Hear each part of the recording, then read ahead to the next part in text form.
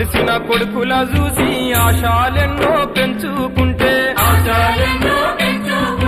చదువుకొని గొప్పోళ్ళయి సాతారని కలలు గంటే కన్నందుకు కంటి పాపల కాటికైనా మోయాకుండా